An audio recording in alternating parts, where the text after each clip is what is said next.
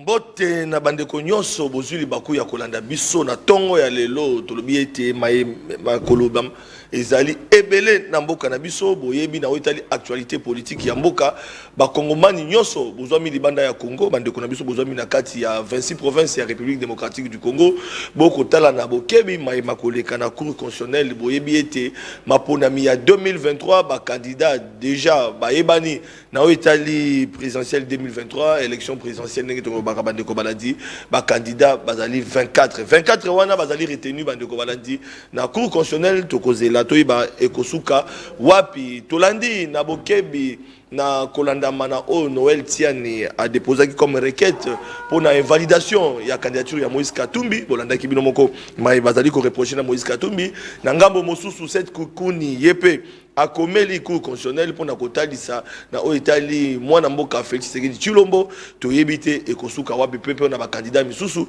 oyoyo eksengeli cour constitutionnelle a tranché akata na mikoloko ya ndeto koyeba résultat na yango to lobaki ete bande ko balandi sengi to analyser ba question o Italie ba candidat mibale to pe ba candidat oyo bazali ko postuler na présidentielle à 2023 mais tout nezali ya bino et ya nozali ya biso te mais ya noza kozala ya invité na biso ya mokololo comme d'habitude bande ko balandi to bisaki bino ete boko mesana na ba plateau wapi to ko banda ko partager entre confrères pour analyser ba question d'actualité peut ensemble to mekape ko pesa ba point de vue pe ya mai bazali ko lekaka na mboka na biso na yango to sangani lelo na bandeko na ngai oyo bazali ba journaliste pe otoko yamba azali moko ya ba journaliste ya mboka na biso bolandaka pe na bokebi azali promoteur ya télévision na ye azali moko o pe azali ko continuer toujours ko évoluer na domaine wana à ce titre toko yamba pe poto ka analyse na ye ensemble na biso na bino bandeko balandi mituna na bino na ko rappeler bandeko ya Belgique bandeko na biso na Allemagne na Londres bozali ko tina ba message na bino nous sommes en direct donc ba numéro zali affiché beaucoup comme na biso na WhatsApp bandeko na biso ba ko répondre na mituna na bino. Alors sur ce plateau tozali elongo na mwana mboka Paul Tosoua mokambi ya télévision patron ya télévision o ezalaki Wemsa TV lelo komi bakinwa balobi TV elongo na ye tokobeta biloko mwana mboka Paul Tosoua na ko rappeler à part Mopanzi Sango zali pe candidat na maponami ya provincial na Masina tona se trompé boyi malamu mwana mboka Paul Tosoua papa Sentinelle bana funa bana lukunga nyonso bokanisa. Vous savez avant tout bande émission tout ça les vidéos mon na yeto seka ba journaliste akala ba BBC nzela na biso nzela ya ba journaliste de même aussi ba avocat ya kala pe ba BBC pe image ya ba avocat bele ba député peut-être ba défendre bon comme il faut te banani je crois biso to ko même en plus au bande ko peut-être ba bosanaki ba talaki ba palissade ba talaki d'intérêt na bango. Je suis très content les lots de partager ce plateau ensemble bon biso na biso ba pandi sango ils ont une bonne chose bien que tout ça mingi penché na Italie mambo politique mais l'autre toujours senga pe Kinois toujours qui n'a pas élection yeba occuper sa voix na nani parce que en 2018 on a donné les voix à n'importe qui à tout le monde et aujourd'hui la plupart déjà besoin regretter surtout na Italie ba député provincial na biso à Kinshasa il fait la honte ba député provincial na biso botine la ba patron na bino botine ba patron na bino ba vidéo il fait la honte na Masina on a des problèmes sérieux aujourd'hui muta lobi la marché de la liberté azalaka sous-souté et ça va pas y aller comme la marché de la liberté bazoli ambongo bazo kabola du matin au soir et ceux qui m'ont donné ceux qui m'ont wana lobby qu'on a dans une année marché de la liberté on a et comme même à table étalage on a tobosa na biso yo kufa nyonso le problème est assuré na niveau tchango mais gestion totale là je ne peux pas au quand me reporter le bilan on est qui après mission les gens vont appeler vont me menacer va porter plainte oui. Au marché, député provinciaux, ils ont géré le marché de la liberté avec eux, comme ça. Comme justice, c'est ça, ils ont saqué, ils ont voulu. Donc, ceux qui ont décrié le roman pour la gestion du marché de la liberté, bon, là, je ne sais pas. Non, je ne serai pas cité. Oui, mais on va les citer au moment opportun. Parce que le comité de gestion a déjà composé un délégué à des députés provinciaux. Surtout, Magambo est la sécurité, la Massina, n'en parlons même pas. Voilà, Ndeko Paul Tosoua toujours rappelé que patron, il y a télévision, Wemsa télévision, et comme il est là, Bakinoa Balobi TV, merci beaucoup d'avoir répondu à plateau. Il y a biso entre ma confrère journaliste donc analyser ma question d'actualité par rapport à la situation dans le cas. Alors ndeko Trésor Kalafa et plateau de vérité DGA plateau de vérité et les kaka na ba télévision Congo bi télévision Kinactu télévision na banzi moi ma chaîne partenaire na Congo bi kasi Kinactu voilà DG à plateau de vérité boy madame nini susu moi nazaraka na j'ai na faculté ya droit ba benge da maître na faculté ya na biomètre pas trop magazine na biomètre ba benge déjà docteur honorable donc botika biloko wana ezomema en fait les Congolais aiment plus de titres n'a pas fonctionné que net c'est une soulever mal à l'aise. Comment vous expliquez que IGF a un service moi bien chargé à communication sur le temps que IGF a un service et ça parce que tu as bâti par contre azala molobeli il y a service ou ana mais au moins na bambier titre chargé à communication il y a service il y a pas mal de services dans ce pays au moins na biloko donc to linga penzate ba biloko na ba titre merci ta exercice soyo mais mention spéciale la bande ko nyoso bazana prison je me pose encore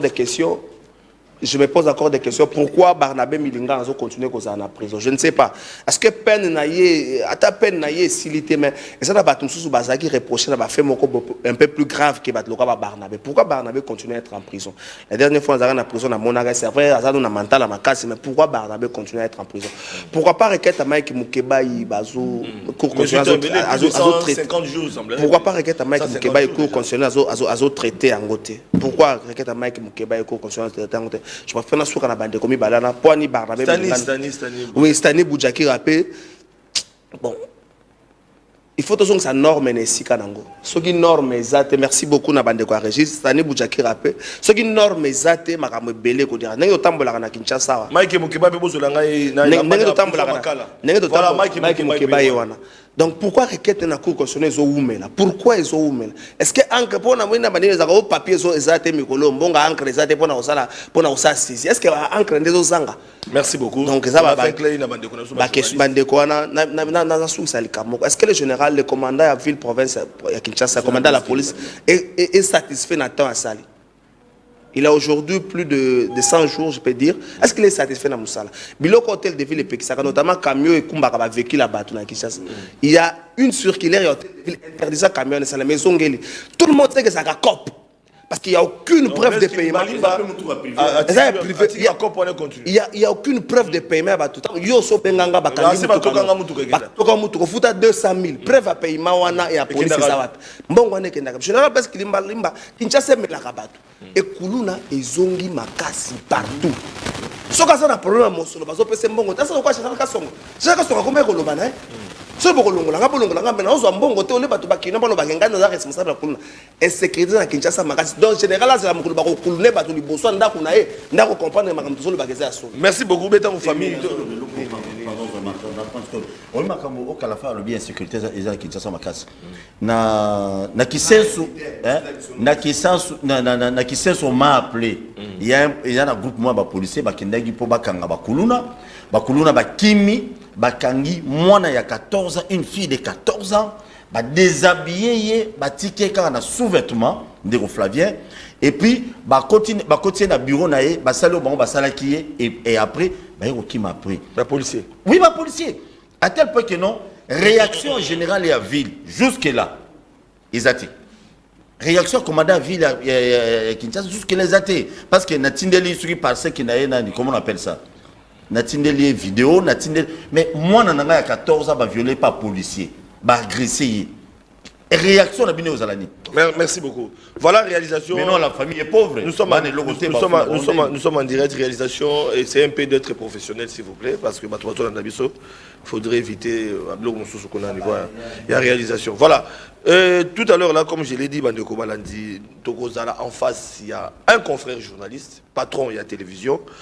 Oyo pe azali parmi ba Oyo bazali ko accompagner ba politique a osa musala ta que journaliste Mokambi a Perfect Télévision mon amboka Peter Tiani Tokozana elongo na base était Peter Tiani déjà oui il a avancé parce que bandeko bakozoyer tout à l'heure là on a rappelé que ndeko Peter Tiani a outil fraîchement à Lubumbashi dernier plateau to sana qui déjà ndeko Peter Tiani awa tolobaki likambo ya voyage pona ye donc comme atala aéroport anji littéralement que le la girafe ndenge Moïse Katumbi azakota na Zambie.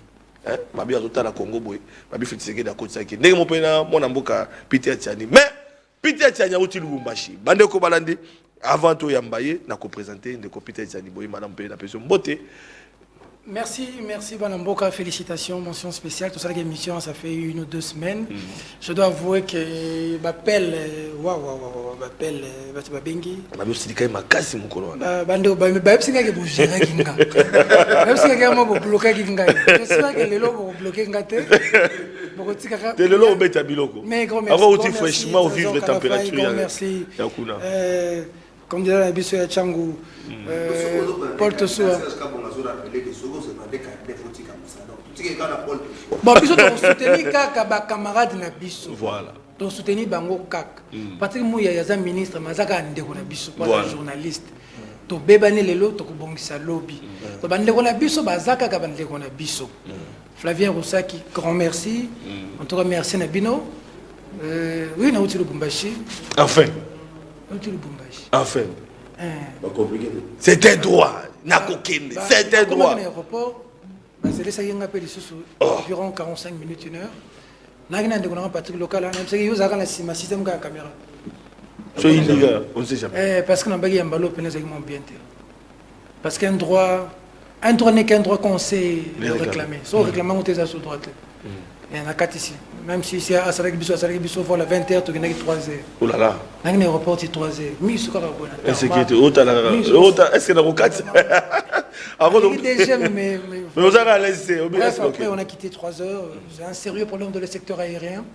Le régime Tshisekedi a tout foutu en l'air. Il n'y a pas d'avion aujourd'hui. Avion est zaté. Sur le billet lobby au Kennedy. Place sur ligne. Après, des billets au matin. Avion zaté. Dans ma compagnie privée. À la Carabiso, oui, avion est zaté. Pas besoin de 2 moteurs. Là, c'est Platon au fond de la rabatteur. Avion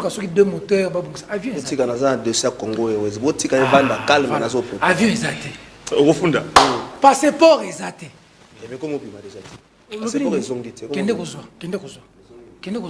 Passeport est zaté. Carte de lecteur, bilongi zaté.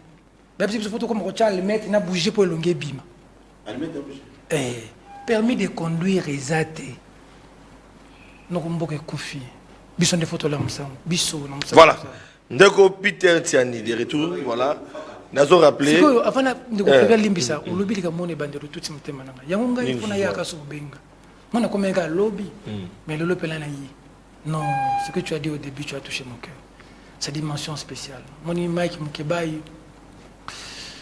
Et ça passe mingi. Na minute to zolo ba recours kotana. Mon cours constitutionnel to bete sur la cour constitutionnelle lelo. Na zane belé a wolo ba pour la cour constitutionnelle. Mike Mukebai yohana. C'est des cours constitutionnels, Mike a côté ça requête til le 6 mois. Bah qui par requête Mike 6 mois dans cours constitutionnel. Et puis que na dossier Chérubin au Kende, bah tant cours constitutionnel hein. Bah le ba que cour constitutionnel t'invitera Chérubin. Après débat comment à combien na cour, à combien na courté. La cour a été essuyée, la cour doit être lavée aujourd'hui. Les gens ne se rendent pas compte. Nous qui avons fait la communication, bah congolais belé le lot. Bah dossier moko bimia wa document bimi ya Stani. Bah le document ya Stani, muta bimisa kengo, nous ka jana fuka bimisa document. Gouvernement le document les lokuta ya ner. Nakati ngeno bazol ba ke Chérubin zaki na cour constitutionnelle après ba bomier. Ça dit cour le lot azala ba charge belé na mutu. Cour fois se laver. Cour il faut se laver. Mutakufa comme les Chérubin au Kende nani porte-parole ensemble. Bras droit à Moïse Katumbi, à Koufa, Azalaka invité na cour constitutionnelle. Même cour où on a trouvé des solutions, dans les Kambouya, requête à Makambouya, validation Moïse Katumbi. Mais dans le Kebaï, à Tikama na cour, voyez.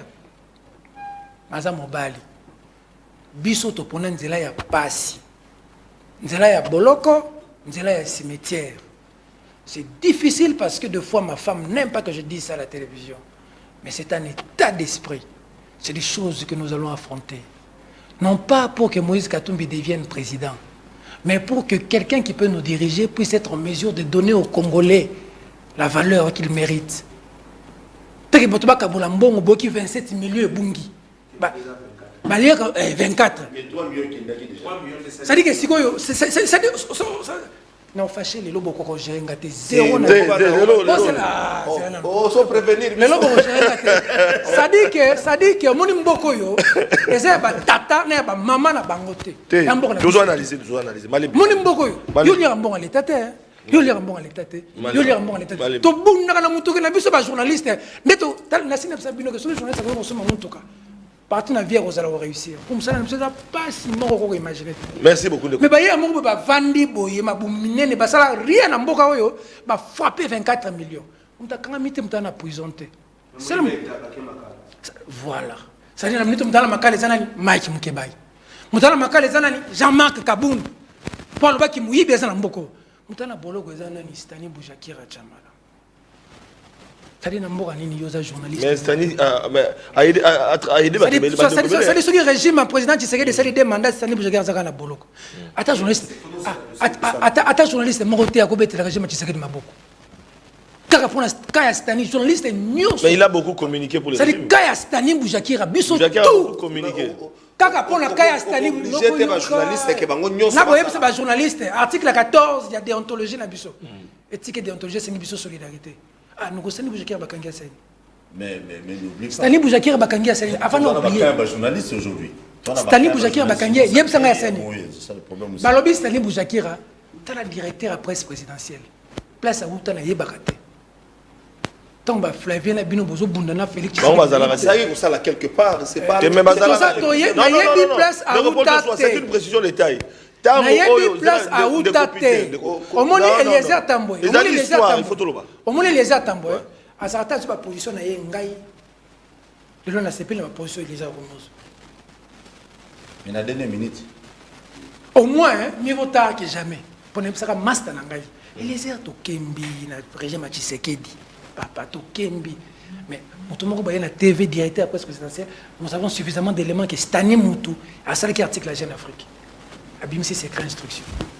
Stania Robima. Stania Sali Loroté. Personne n'a dit que ça. Azana Boloko, injustement. Voilà, merci beaucoup. Faut pas libérer. Voilà. Akobima. Merci. Il a tout mon soutien. Et enfin, est-ce qu'Adel Aza maladie? Est-ce qu'Adel Aza maladie? Dans le bagage Nabino Awa. Salomon est malade. Dernière vidéo, voilà, merci. Des médecins ont attesté aujourd'hui qu'il. Je ne sais pas s'il y a des choses que je dois dire à la télévision. Non. Il y a des choses et des situations et des réalités vitales dans la vie de Salomon qu'on vous retrouvez à sauter. Je répète aujourd'hui à la télévision. Non, on ne peut pas trouver comme ça. C'est créé à mon il est des choses dans la vie de Salomon qu'il ne pourra plus retrouver. Le mal est profond. Mais il est très malade. Le mal est profond. Merci Peter. Le pouvoir passe.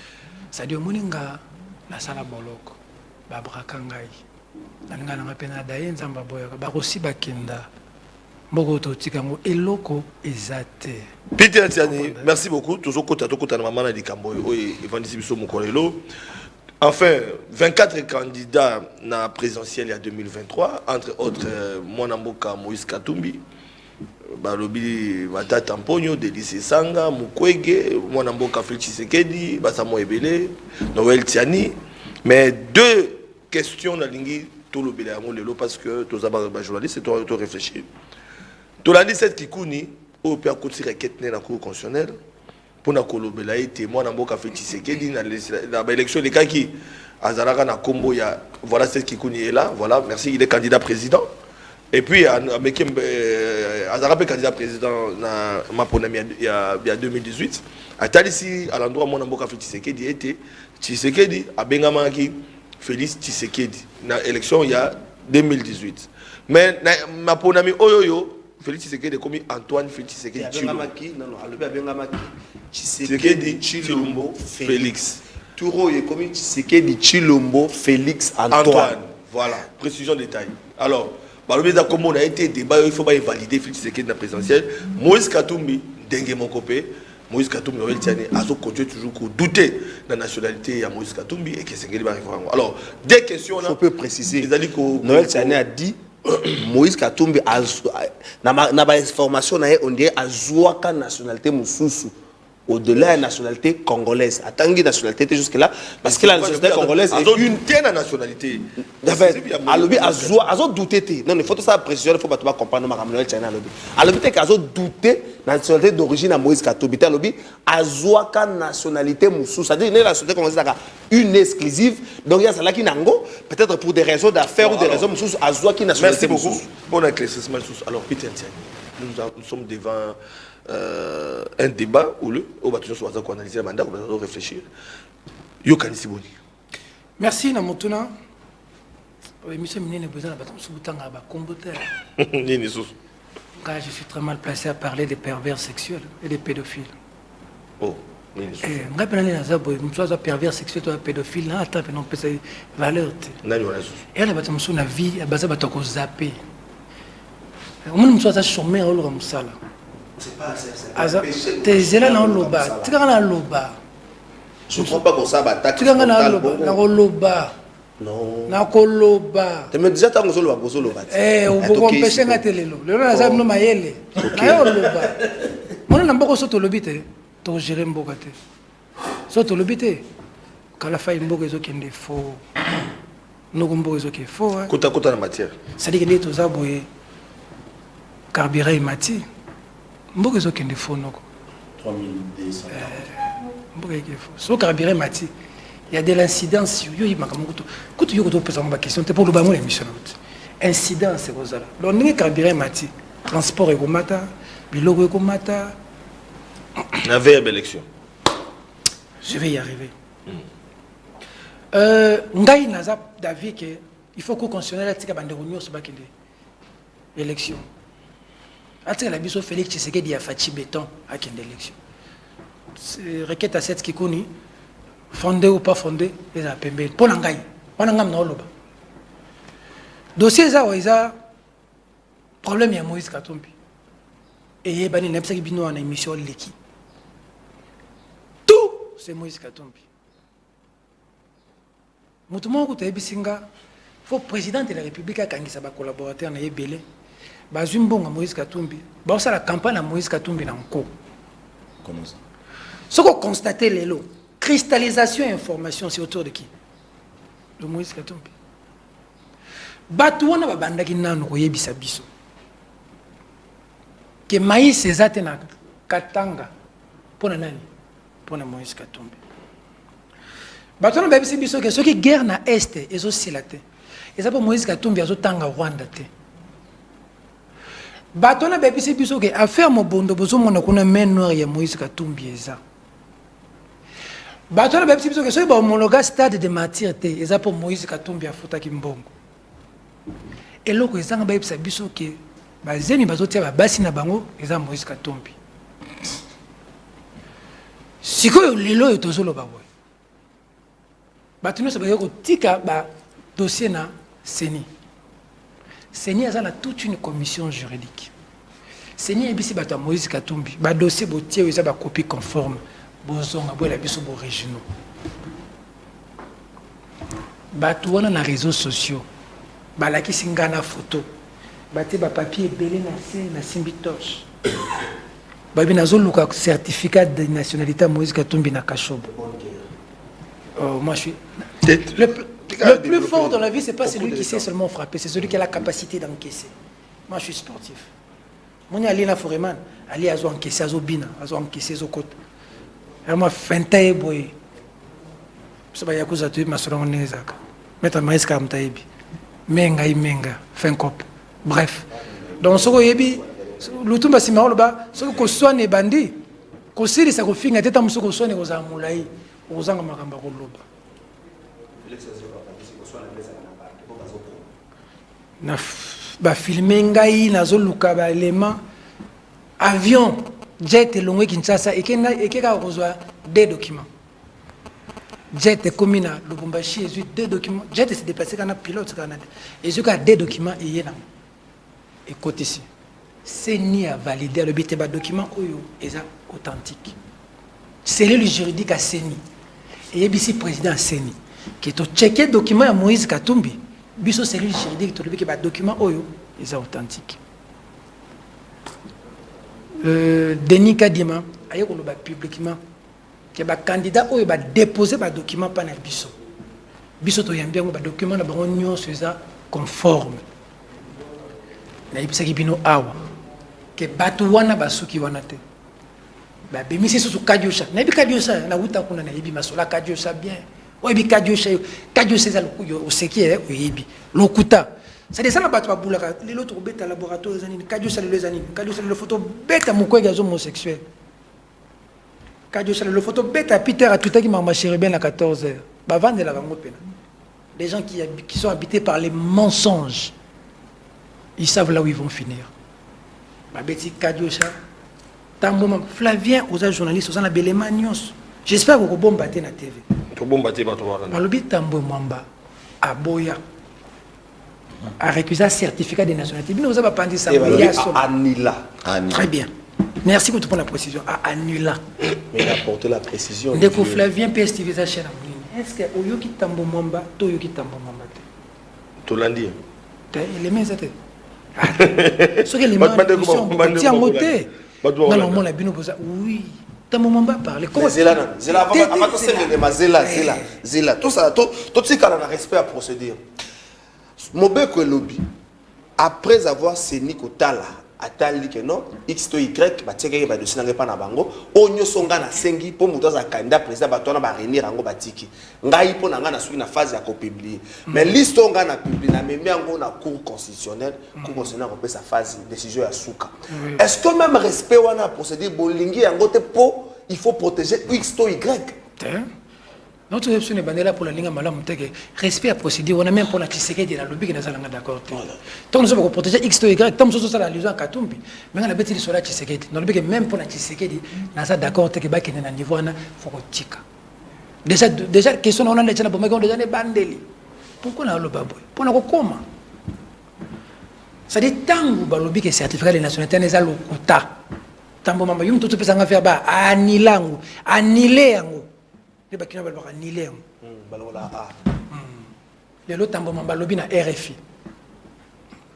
relé na ba média na biswa électé congolais na ba média na biswa oza ngabe yango super league muni super league o mazembe obeta bigolo ba boya kolata aboy kolata visite Rwanda talaka mazembe et il faut dire hein déplacement d'avion ba frais ba prime ba joueur paiement nyonso ba soit visite Rwanda falo la tapona kozwa.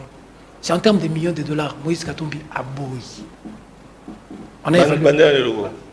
C'est-à-dire que Batounio se balade à visite le Rwanda.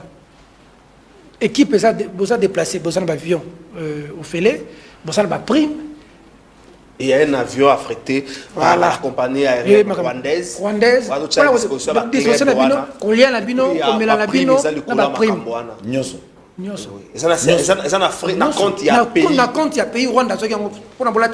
Mais Moïse Katumbi aboyi. Aboyi nyoso wana. Ah Moïse aboyi. Asa seul club où il va beaucoup là ta visite Rwanda. C'est un club congolais.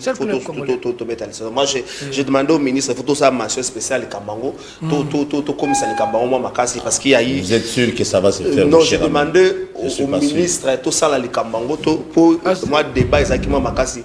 Il faut tout ce qu'on a esprit tout ça na ngona ba Rwanda tina ngongo to sota to mona ke batika makambo na biso. Voilà. Donc ça dit que Moïse Katumbi a boya. La minute Mozambique nenga zo se déplacer. Tino moni a gagné. Tino ba prime. 17 Moïse. Tino ba bloqué Mazembe po beta na Lubumbashi te akeko beta na Tanzanie ma a gagné. Moïse. Tu as constaté que ils se sont déplacés, ils sont arrivés mardi, match fallait beta mercredi, les Mazembe sengi qui va beta ngol le jeudi. Pourquoi? Parce que ba joueur fallait ba paiement. Parce que tout est perturbé bana ba. Ce qui ba yi ko beta na Mazembe. Nde ba hôtel ezumbongo, nde mboko ezuba taxe, mais ba bloquer mon ministère quand l'esprit encore. Et puis Mazembe lelo zo so mbongo te. Ministère a fini bana Nicolas Kazadi avanda wana. Mazembe ça c'est le club azor mbongo te. Parenthèse. Vita, les rings, parenthèse. C'est Vita, les clubs ne se yebi, il y a ba compétition faut que gouvernement du Msambo. Bamsou des par match, n'est pas niveau de par match $500,000. Mazembe zo soute banda Nicolas Kazadi comme la pouvoir wana. Parenthèse fermée. Mais je reviens maintenant à ce que nous disions à la Cour constitutionnelle. Balobi que certificat de nationalité on a Israël qui m'a bé tambo mwamba lelo akati débat. Alobi ngamu tunapesa Katumbi certificat de nationalité na nila yango te nazo interpréter ma comme ce qu'on a lingala pour vidéo Flavia ça na ba vidéo nyos tout à l'heure to la nango eza buzoba pour la régime yoyo ya kuluka kwa impitenga ba makambo nga na sala te et puis eza buzoba pour président de la république yemoko t'as vu buzoba tes faux débat te nazo ba na lingala te azala ta faux débat te nazo ba na lingala buzoba ta faux débat sur le président de la république yom to pesa Katumbi passeport à congolais yom to lobaka Katumbi aza congolais de kono bosala makambo comment yom lelo on komi ko ntika ba biloko boye salema na pesi yo toli président de la république ngata mbo mamba ngam to landa Moïse Katumbi mercenaire ngai oh na Italie azoki passe nini nationalité ngai tambo mamba tango na vérifier na Italie ville ya Italie et comme la bisoki atira aux nationalité na mboka la biso ate Moretti avocat ya Moïse Katumbi le laza ministre de la justice na France vidéo eza zela papa na ki koloba vidéo eza Flavia zana vidéo tozo bana na vidéo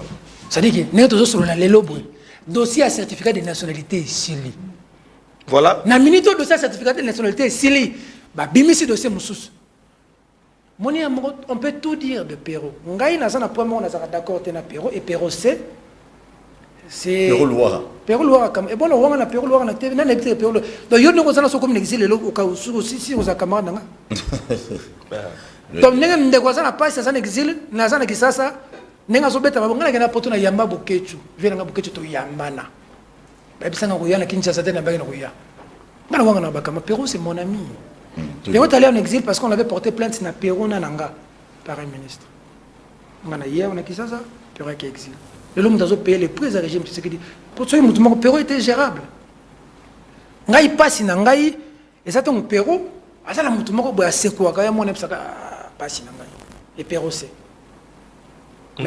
ce qu'il faut savoir Perrault beta ka so Perrault lobi kambo 80% ma Perrault lobi za reso Perrault lobi que deuxième la minute à salir moni kadiusha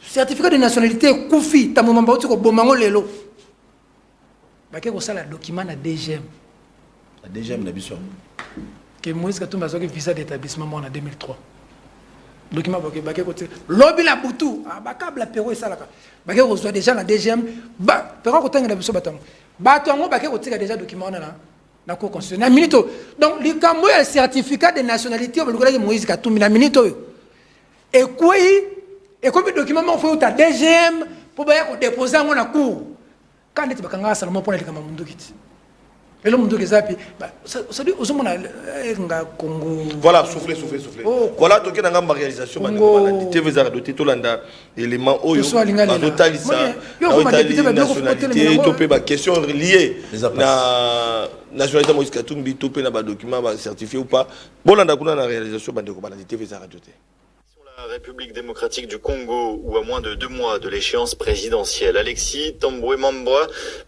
referme le débat sur la nationalité de l'opposant Moïse Katumbi. L'ex-président du Sénat, ex-ministre de la Justice sous Joseph Kabila également, assure dans une interview exclusive accordée à RFI avoir délivré un certificat de nationalité congolaise aux candidats au scrutin du 20 décembre prochain. Un certificat jamais annulé, dit-il. Pour Alexis Tambwe Mwamba, c'est un faux débat, il est au micro de Pascal Moulégois. Sur le cas de Moïse Katumbi, je voudrais dénoncer l'hypocrisie nationale sur cette question de la nationalité congolaise. Je n'avais pas de preuves qu'il était italien. J'ai eu des dénonciations. Par la suite, Moïse Katumbi a pris un avocat célèbre, Dupond-Moretti, ministre français de la Justice, qui a fait parvenir des documents disant que la commune de résidence ne lui reconnaissait pas la nationalité italienne. Donc pour moi, c'est une page tournée. C'est absolument une distraction de soulever cette question. On est dans un faux débat. Je pense que le président de la République lui-même qui avait ordonné qu'il fallait donner à Moïse Katumbi son passeport. C'est le président de la République lui-même qui avait dit, mais il avait été gouverneur du Katanga, comment peut-on lui contester la nationalité congolaise? Il ne faut pas embraser le pays en sériant les personnes qui peuvent se présenter. J'en ai fait un problème à un moment donné en tant que ministre de la Justice, mais aujourd'hui je considère que ça serait totalement immoral d'opposer à Moïse Katumbi le fait qu'on ait dit à un moment donné qu'il avait une autre nationalité. Pour moi, il faut laisser Moïse Katumbi se présenter. Les propos d'Alexis Tambwe Mwamba, la Cour constitutionnelle congolaise doit encore statuer sur les 24 candidatures validées par la commission électorale pour le premier tour de la présidentielle qui aura lieu donc le 20 décembre. En réalité, le pouvoir a tellement peur qu'il se présente à ces élections que non seulement il a fabriqué de toutes pièces 2 affaires, mais il lui a infligé, pardonnez-moi ce verbe, une nationalité italienne à laquelle personne ne s'attendait. Je rappelle tout de même pour l'anecdote que dans les procédures dont je viens de parler, il est congolais. Congolo-congolais, hein.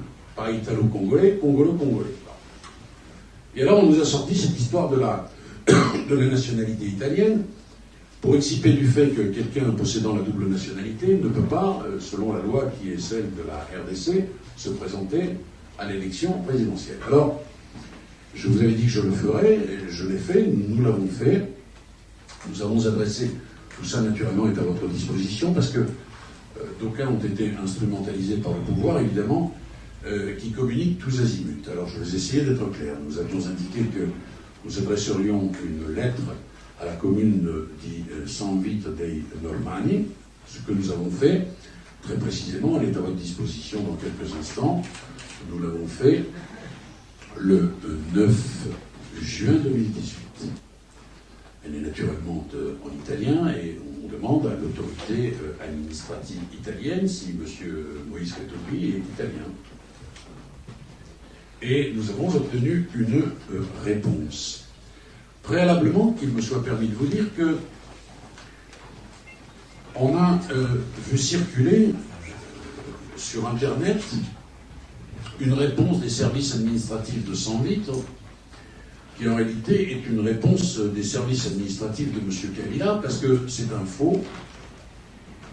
C'est un faux qui nous explique que M. Moïse Katumbi est italien.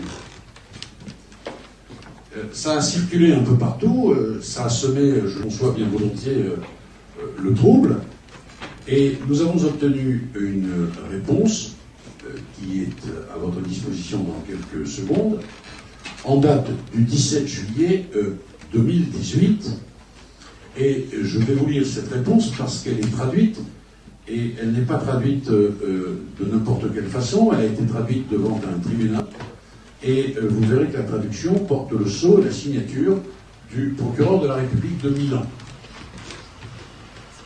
Alors voilà la réponse, je vous la livre. Elle est adressée à Maître Éric Dupond-Moretti, 13 rue La Boétie en Passe, suite à votre courrier du 9 juillet, réceptionné par la présente mairie le 16 juin 2018, sous la référence 1500, etc. Je me permets de vous signaler que nous ne pouvons fournir aucune information quant à la nationalité de M. Moïse Katumbi, en ce que celui-ci n'est pas inscrit, et ne l'a jamais été, au registre de l'état civil italien. Pour les mêmes raisons, il n'est pas non plus possible de fournir des informations quant à la nationalité de Moïse Katumbi. Alors, vous savez, il y avait Moïse Katumbi Chapoué et Moïse Katumbi Dagnano, n'étant pas lui non plus inscrit sur les registres susmentionnés. L'autorité administrative italienne va plus loin. Il est de plus précisé que l'administration municipale n'a jamais mis à disposition de tiers de documents concernant la nationalité des dites personnes. Ça, c'est pour ceux qui circulaient sur la toile, et n'a jamais fourni d'informations ou de données officielles à leur égard. Et enfin, qu'on se le tienne définitivement pour dit, les informations diffusées par voie de presse à propos de M. Moïse Katumbi Dagnano et de la ville doivent donc être considérées comme fondées. Voilà, tu Kolanda, le Mami Balé, moi, je suis capitaine Sani. Au résumé en quelques minutes, message Ningo les Kawana, avocat français Moretti. Ok, nangina le banano, bandeko nanga la régie, chaîne eza Patrick Thioyo, camarade nanga.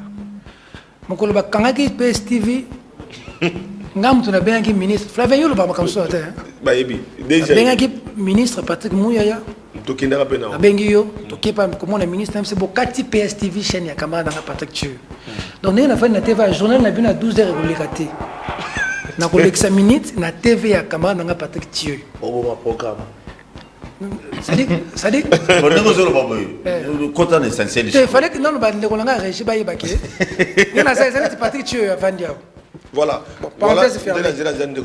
Justement, avant de passer au Maloba, parce que ils ont un élément dans Souka Tokolanda, arrivé à mon amboka Moïse Katumbi, dans Lumbashi, pour l'anda vidéo moko ya gouverneur Kassai, à tout le par rapport à ma première ministre qui est dans Kassai central, bande ko baladi na base te belema mi balé wana to kosangisa ngo juste après ko pesa mon amboka Peter Tsani Maloba, to kosangisa belema wana parce que donc malé na Souka Peter a osala pe moi analyse parce que a outil Lumbashi a comme ça sous température. Alors moi amboka Peter Tsani, voilà. Ici le plus important ça balamboka bayebake. Il ne faudrait pas que Bande Konabiso Baza Pemenya président de la République Bapé sa impression de Paul Toussoua Bapé sa impression que Bazo Banga candidat numéro 3 président ensemble Moïse Katumbi. Aza numéro 3. Candidat numéro 3. Pour aller dans le lobby bon.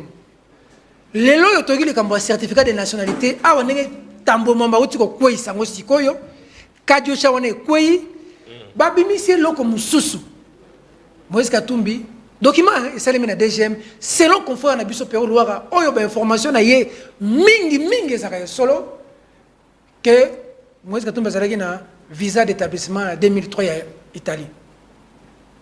Mana sepelaka na ndeko emo kala fai na ndinga salaka makambo na bosembo no balika moko. Tango ba fundi yo pona likambu songolo ndeko kala fai. Ba molinga likambo wana eza lokuta. Est-ce que bakoki ko yana ko bakiselo ko mususu o eza na rapport na likambo wana eza la raté. Muto afundi déjà non. Moi place ko ko zo pesa passi. Muto afundi d'abord. Tu vois ce qui fait mal aujourd'hui, c'est que ba tribaliste ba lingité ba sal bon reproche à tribalisme. C'est-à-dire bato bazo appliquer tribalisme. Bango ko sala bon remarque. Soko lobeli tribalisme na bango. Bango bakolobaka yondo za tribaliste. Tout le monde était dans boka. Dans lundi, des voix qui toquent zoloba. Ministre, on ne refuse pas que les gens peuvent être compétents. Mais est-ce que ministre de la justice, Kassayen, ministre de la finance, Kassayen, président de CENI, Kassayen, vice-président de l'Assemblée nationale, Kassayen. Mais le Kouana Bande quoi pouvoir aller au Bipé, dans le moment à Kabila, il y avait aussi des choses comme ça. Alors très bien. Le bien, Katanayo, le bien, aux alangs en face. Le bien, ce que pour nous, on a Kabila. Ce qui est bon, c'est que modèle, il y a Kabila. Peuple a réagi, qui n'est pas à Kabila. Peuple pas au Bengana Bango, parce que tu Bengana qui Kabila, pour Bango, c'est différent. Mais Bango, c'est que c'est un Kabila. Bango, c'est Kabila comme modèle. Donc, c'est que Bango peut faire Bengana Bango, tu Bengana qui Kabila. Voilà. Moi, je suis Bongo pour passer à Peter en face. Bozana, président Seni, Kassayen. Ça, c'est Devos qui le dit. Président, il y a Nicolas Kassa de financement Seni, Kassayen. Président, ministre de la Justice, Kassayen. Gouverneur de la banque, Kassayen. Président de la Cour, Kassayen. La requête contre Moïse Katumbi, Bazami Balé, Baron Balé, Kassayen. Ministre de l'Intérieur, Peter Kassadi, Kassayen. Ministre de l'Agriculture, Kassayen.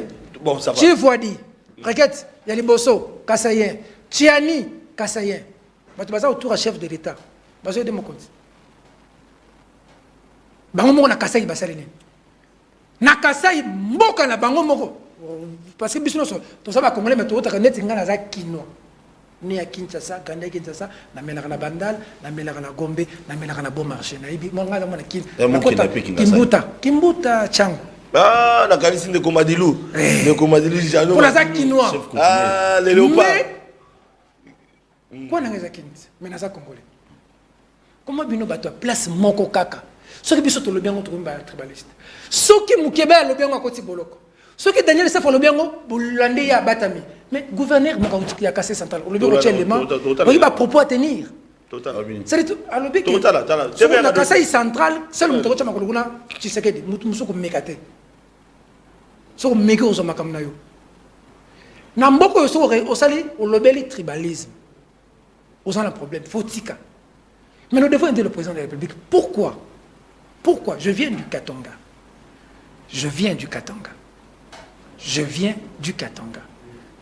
Félix Tshisekedi, Aza Mwana, il y a Etienne Tshisekedi.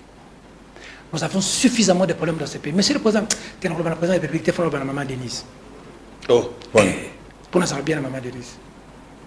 Et ça quand on a journaliste, monsieur bakena ko fund langa ki ba corrompre nga pa maman Denise pour n'attaquer été na TV. N'attaquer été na ko attaquer EP jamais. Pour nga politique ya ko attaquer ba maman na bana na sala kangote. Pour ngai Peter Tiani. Et ça ngai. Ce qu'on a un problème là, président de la République, comme le Félix Tshisekedi, on a un problème là, maman Denise. Message. Ça c'est moi. Message à maman là. Pourquoi je dis ça du fond de mon cœur? Ça je peux te dire. Joseph Kabila est en train de vivre ici, après son mandat. Félix Tshisekedi doit vivre après son mandat. Ce qu'il y a une élection, Félix Tshisekedi a l'occasion, il y a qu'on laver l'élection en 2018. On a entaché dans l'irrégularité pour le compromis à l'Africain. Il Tshisekedi a gagné à Autriche. Félix Tshisekedi a gagné à Congolais, le ministre, le président français, il a compromis à l'Africain. Oh, Fayoulou a gagné. Le président de la République, il a un moyen, il y a qu'on laver l'élection en 2018, en 2023, qui va organiser de bonnes élections à BTP Moïse Katumbi et laver le président Paleki. Il ne faudrait pas épais cette impression que le Moïse Katumbi est imbattable, moto yo soko affronter au kokolonga été il faut kaka za la de côté pour message ba collaborateur et président de la République ba ko pesa yango na mboka na bango omoni et merci pour le plateau pour pesa ngai président Félix Tshisekedi na TV na mona vidéo sur le canal réseaux sociaux ba ba simoke na ye ba tuni président Félix Tshisekedi au sala ka nini au vivre ka ndenge nini président bi ngai à l'instant nous vivre na mbongo oya mwasi na maman Denise batu batombo ki ba ni ko critiquer président de la République. Mais moi, j'ai compris autre chose dans ces messages. Le président disait que ma femme que vous voyez là aujourd'hui, qui est première dame, hier... Avant qu'elle soit première dame. Oui, je sais, à l'époque, en l'opposition. À l'époque, en l'opposition. Le président disait que l'habitant là, ça qui n'a pas si. Ton là, ça qui. Maman, bosso mon alelo, azala qui n'a pas si. C'est comme ça que moi, la femme qui t'accepte dans les moments difficiles, elle t'acceptera dans toutes les situations de la vie. Maman Denise l'a fait pour le président Félix Tshisekedi. C'est pour ça que j'ai du respect pour cette femme. Je lui dis, Maman Denise, Batobaza autour, il y a chef de l'État, Balingi Mokondité, Maman Denise. Preuve à Liboso, Mboka est président de la République à 2 mois des élections. C'est 27 millions de dollars. Salil Moussala 3 millions, Baïbi 24 millions. Pour l'anzélé à Kananga Moujimaï. Quand l'anzélé à Kananga Moujimaï, Ngaïté, à l'ingéti chef Moutalobia, Ngaïté. Maman Denise, Batouana, ministre Moka de Kanete, Toza, Bamiyibi. Bako Kima papa. Et puis à le bon, on a Moujimaï. Bako Kima papa. Maman, Naouti Katanga. Je viens du Katanga. Vous êtes des confrères, chers amis. Nous sommes obligés d'alerter l'opinion. Il y a un ça ne va pas. Ça ne va pas, Ngoyani. Je viens du Katanga. Et là, je ne parle pas pour Moïse Katumbi. Il y a tellement trop d'injustice que ça va péter. Les Katangais me disent, Katangais, merci parce qu'ils accueillent vraiment. Au Katanga, c'est comme si je suis à Kinshasa.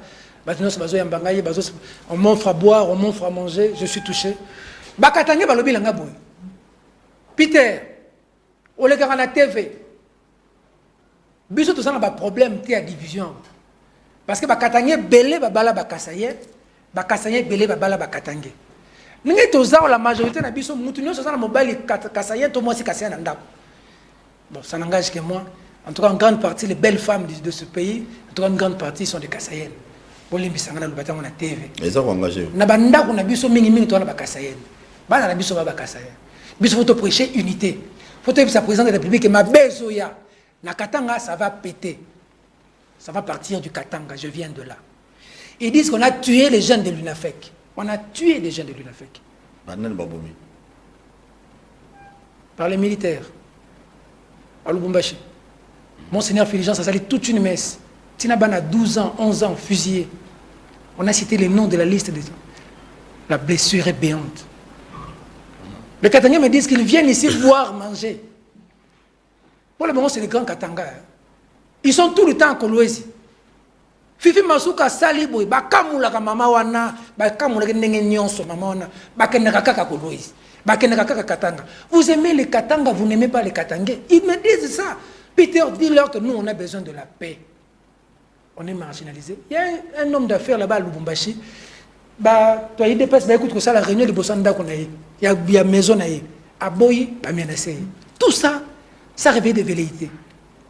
Et il m'a dit, va dire aux Congolais qu'on doit être unis, que les élections doivent être un moment de nous mettre ensemble. Mais... Si vous cherchez à disqualifier, si vous cherchez à disqualifier des candidats, soyez-en sûrs que nous, les Katangais, nous n'allons pas l'accepter. Parce que nous, ici, nous avons critiqué Kabila. Mais au Katanga, Kabila, c'est leur fils. Hein. Au Katanga, Kabila, c'est mon bango. Il dépasse ça biso. À côté de Sinanga Nakati, que Kabila, c'est Rwandais.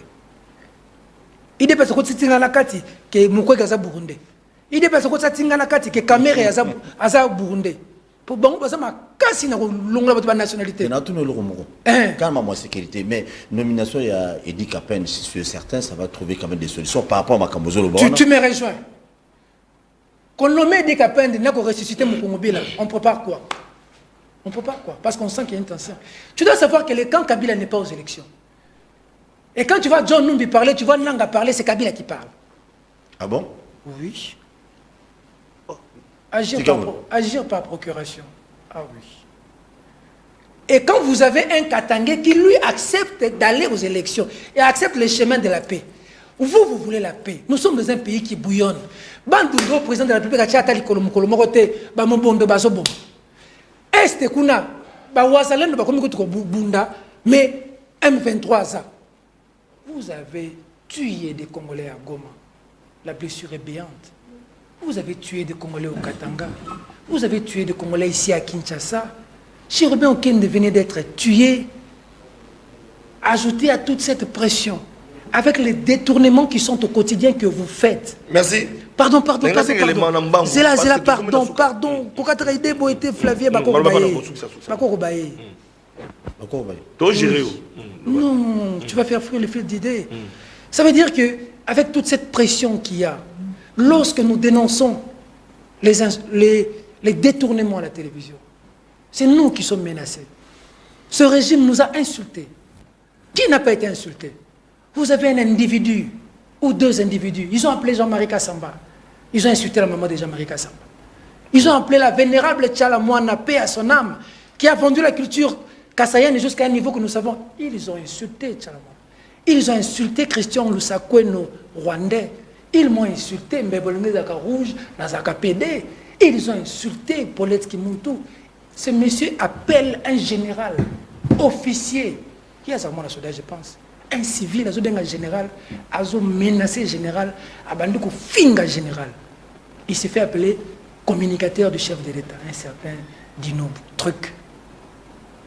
Ou un autre qui peut appeler un ministre en fonction qui s'appelle Patrick Mouyaya pour commencer à blâmer. Des kidams, je dis, hein, qui ne sont pas arrêtés. Ou une dame qui dit Mboka Oze Baluba, Oza Muluba Te Kanga Munoko. Bino na Est, Mutuna Bino Sara Biente Ba viola ba maman la Bino. Qui a été en prison?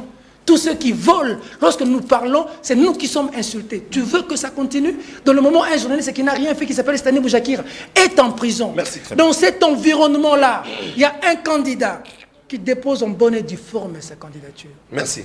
Son collaborateur a été tué parce qu'il a été invité à la Cour constitutionnelle. Et lui-même, son dossier arrive à la Cour constitutionnelle. Vous voulez qu'il y ait des complications?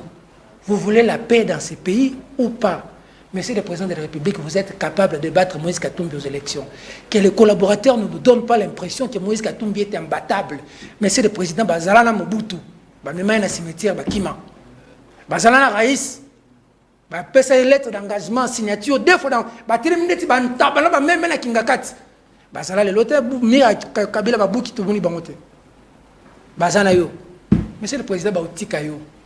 Bazala place Mbongo Ezalaka. Merci beaucoup. Voilà. Ça, c'est des choses que nous devons dénoncer. Merci beaucoup. Nous avons besoin d'un Congo en paix. Les élections, c'est le moment où les Congolais doivent se mettre ensemble. Merci, DG. Pour dire Bissotoponi Tshisekedi. Merci. Bissotoponi Katumbi.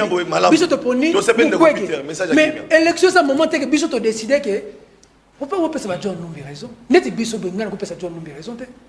Moi, je suis parmi de ceux qui pensent que Moïse Katumbi, Mukwege, Félix Tshisekedi aller aux élections. Merci. Que Alors, le Congolais vote. Toké Nangama réalisation, tout l'anda arrivé en quelques minutes, il y a Moïse Katumbi na Katanga, peut un message au gouverneur Wana, Azaï Koloba, parce que toujours le bilan, mais bande Kuboyoka, bon, toujours pour clôturer l'émission. Alors, tout le monde a réalisation énergie. Lelo.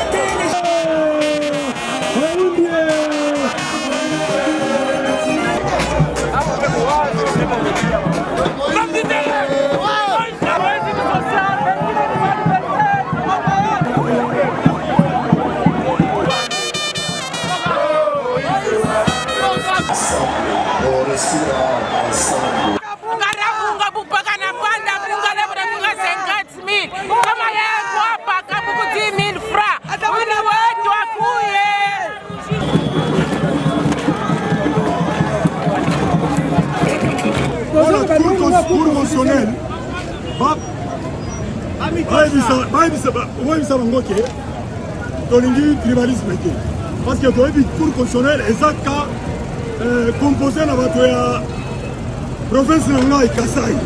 Donc, il y a oui, oui, Kassai, lui, il n'avait pas adhéré à Sanga. Donc, on a moto à lui. Donc, il y a tribalisme. Voilà.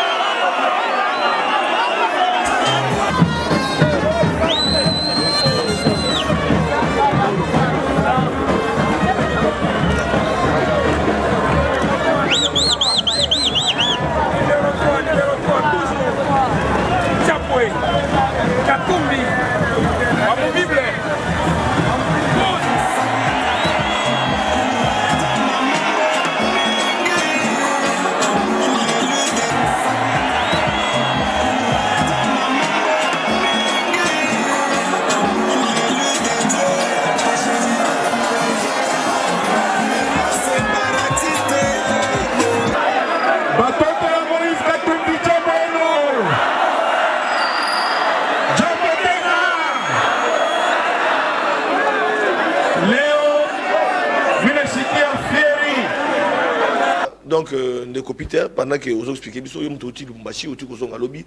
monde ambiance, et mais quand bien expliquer quel était le message de mon amboka Moïse Katumbi, puis ambiance, est-ce que Zaki Penza ba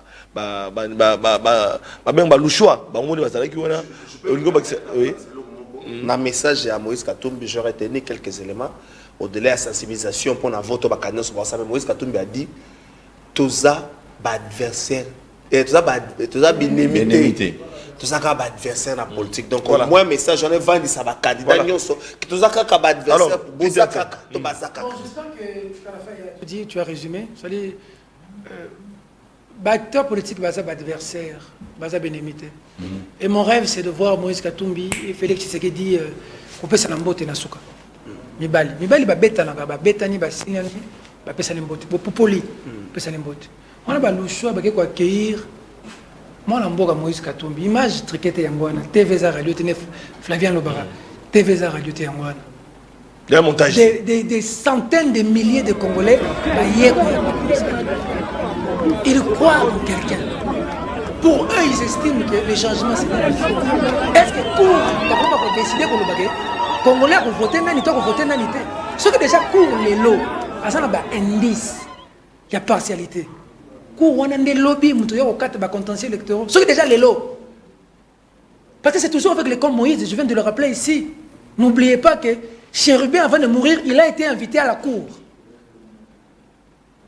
Chérubin a été invité à la cour. À comment toi, à comment tu es évité? Balobi à comment? Balobi à comment? Bon, Balobi, Bamona était, Bamona. Tous les résultats. Balobi à comment? Balobi, tous les résultats. Enquête est déterminée. Chérubin, porte-parole et ensemble. Collaborateur, il y a Moïse Katumbi. A démissionné à Tiki pouvoir pour Alanda. Moïse Katumbi, la salle a une mission. Alors, j'ai une dignité. Ils étaient à 3 avec le vénérable Excellence Christian Mwando. La benga est na cour constitutionnelle. Voilà, tu évolues, tu évolues comme la souga. Mais l'autre jour, à souka na cour, tu es à la morgue. C'est le nom de la kunzin zotote. Tous les enquêtes, tous les résultats d'enquête. d'enquête. Document na épée comme na cour wana kaka. Il posait les sous-problèmes. Tolinga mboka. Chérubin, Tolinga mboka. Te makila Chérubin kokanga kaka Flavien. Non, la vie humaine est sacrée. Mon lelo, tout à l'heure, makila Chérubin ganga. Voilà. Makila ba Congolais ba koy na gomo. Bamoni photo Chérubin. Makila Congolais koy na gomo. Chérubin Chérubin Kende était un vaillant. Je crois même que le président Moïse Katumbi, pour honorer la mémoire de Chérubin Kende, ne peut pas abandonner ses combats. D'accord. S'il veut que le monde continue à considérer qu'il est un leader, pourquoi t'en as pas? S'il veut que le monde continue à considérer qu'il est un grand leader, il faudrait que le sang de Chérubin Okende crée une vengeance. C'est-à-dire que Chérubin est tombé dans ce combat, Moïse Katumbi est resté. Tu sais, Pierre Lumbi disait, non, Christophe Lutundula m'a dit dans la vidéo, Peter, la seule manière d'honorer la mémoire de Pierre Lumbi, c'est de faire de Moïse Katumbi un jour président de ce pays.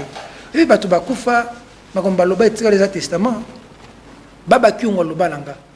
Tu sais que j'étais son conseiller en communication à l'Assemblée nationale. Quand le Baba est parti, j'ai démissionné. J'ai laissé l'argent. Le Baba m'a dit, Peter, retiens la date d'aujourd'hui. Pour nous, Katangé, c'est Moïse. On a fait l'émission, j'ai publié ça. Si on retire Moïse, ce sera une grave erreur. Merci. Que le Congo va regretter. Voilà. Donc aujourd'hui, avec ce qui se passe au Katanga, on termine l'émission. Avec ce qui se passe au Katanga, avec ce qui se passe. Merci. Il nous reste 2 minutes. Parce que tu as suivi à Kisangani. Nous avons 10 minutes. Comment tu as suivi à Kisangani comment des Congolais ont lancé le message pour Moïse Katumbi. Voilà. À Kisangani. Merci. Alors, je donne un message au gouverneur. Oui, puis tout ça, on va est-ce que vous avez tout le coup et bon, tout clôture, tout comme la souka. Merci de la réalisation, on va accélérer sur 10 minutes. Merci beaucoup.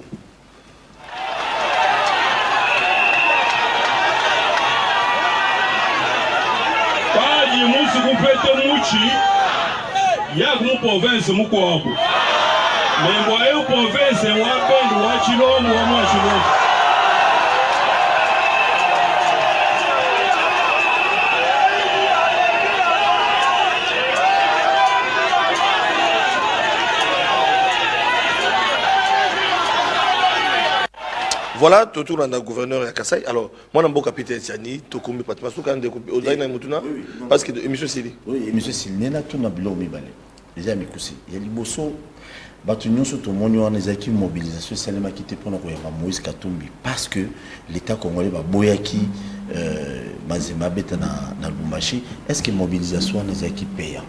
Parce que d'autres personnes disent que non, qui va $5. D'autres personnes, l'émission de Salaki, ils ont dit. Et deuxièmement, Peter Tsanya, un journaliste. Et monsieur Sili, papa? Oui, et Sili. Hollanda Moïse Katumbi, pourquoi? Au défendre voilà, merci beaucoup. Voilà, il y a les bossos. Il y a les bossos, tu as la message. Arrête ça, s'il te plaît, mon cher. Tu as la message. Parle, tu as la koto. Journaliste, ça va comment rouler là, on pose la question. Moi, monsieur, qui toque, on est ici. Bon, dès que ce que Moïse Katumbi paye ça $5 la bateau. Attends, Moïse Katumbi, on va aller en Sanze, là, on va aller en Makilade. Ah! Il faut pour les gens, quand ils t'aiment, ils t'aiment. Quand quelqu'un t'aime, quand une femme t'aime, avec ou de descendre de l'argent, alors faut te l'ombo, on est maman de Nizando qui peut Félix Tshisekedi. Ce que nous avons la vie à l'ingénieur. Pourquoi on peut Moïse Katumbi qui pas tout n'importe quoi? Yoga Moïse Katumbi. Moi, j'ai fonctionné avec beaucoup d'acteurs politiques. Paul Toussoua. Ah, tu vois, papa Tshisekedi. Tewana, c'est les leaders maximum, c'est l'esprit supérieur. Moïse Katumbi a emmené des gens derrière Papa Tshisekedi. Papa Tshisekedi a dit à Moïse Katumbi, si j'avais un collaborateur comme toi, je serais déjà président. L'histoire va changer. Moïse Katumbi, même si c'est toujours, self-made man. Nous avons Kim Sidi, 2 minutes. C'est 1 minute. Si on a le parcours à Moïse Katumbi, même si on a une photo bête à tour, on a loi pour la pêcheur. Moïse Katumbi a souffert. Les gens pensent qu'il est né avec un diamant dans la bouche, c'est faux. Un pêcheur. Na musala mbisi. Suki belende tinga na Lubumbashi. Azali kola camion. Ayote ka mbisi. Aboke la mbisi. Moïse Katumbi. Nakatanga. Yo so ba katanga mlika Moïse Katumbi basidika. Po ba mona ba moni ne azali kolo suki ba so betanga de solo suki belé. Ayote ka mbisi. Alonga de $100 ti akoma na million ya sala ngona pêche. Moïse Katumbi bazaki na société na la Kamoto, en 1997. Cette société avait un chiffre d'affaires en 1997 de 400 millions de dollars. Moïse Katumbi a eu ma belle, ferme Futuka. A eu ma tiki maï, a eu aussi ma belle. A plus de 50 km d'hectares de maïs. A eu lié ça, Katanga, na ma belle. A eu une politique comme gouverneur. Bah, autorité nion sur l'époque, dont le plus expert. Vital Kamerhe. Abi ba gouverneur na ba ministre. Bolongwa ba place boza. Boya ko ye ko la gestion. Merci. Na be ka ko katanga. Il va poser la question malamu. Tu vas na si ça fait 2 minutes. Comme côté Rosa contre 30 secondes. Ça dit Moïse Katumbi prend la province du Katanga où on payait des gens 30 et 50 $. Comme on paye des gens à Zandu ici à Kinshasa. Tirelo yo yebi obundela kango ba libanais na ba ndema bossa ba ndeko biso. Même na pas une victoire. Quel côté na ba ndeko biso bazo souffrir. La police judiciaire. Si on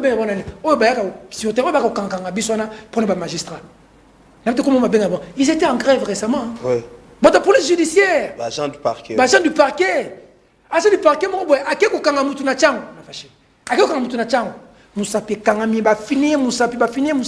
n'importe. Il a tellement crié qu'il s'est chié dessus. Cet agent est allé à l'hôpital. L'église, on a son église, pas magistrat. Magistrat n'a parqué un djili kouné. Après un temps, magistrat a tenu $200. Après quelques jours, Abimisi Batuto a tenu agent à $200. L'agent n'a pas pu se soigner. Cet agent-là est mort. On ne sait même pas l'enterrer. Un autre agent, agent du parquet, a sali accident à remorque que Moutou et Panzani. Famille n'est étiqualée. Ils ont marché sous le président Félix Tshisekedi. C'est-à-dire que tu as maintenant quelqu'un qui avait dit à Lubumbashi, ça lui a 16 à $100. Moïse Katumbi a quelque chose qu'il faut reconnaître. Tout ce qu'il touche change. Regarde aujourd'hui les stades du Congo rejetés. Mais à merci beaucoup. Regarde aujourd'hui, le club est merci. Tu sais là, et dans les airs, et dans les airs pour la Tunisie. C'est là que Moïse Katumbi na Tanzanie. Dans stade. Chez les Tanzaniens. Pas foutre avec la billette. Non, c'est la fin de l'émission. Merci.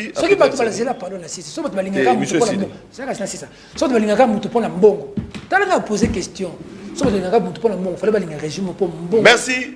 Merci Peter Tiani. Mais est-ce que Burkina Katsa il est là? Na Katsa il est là. Merci.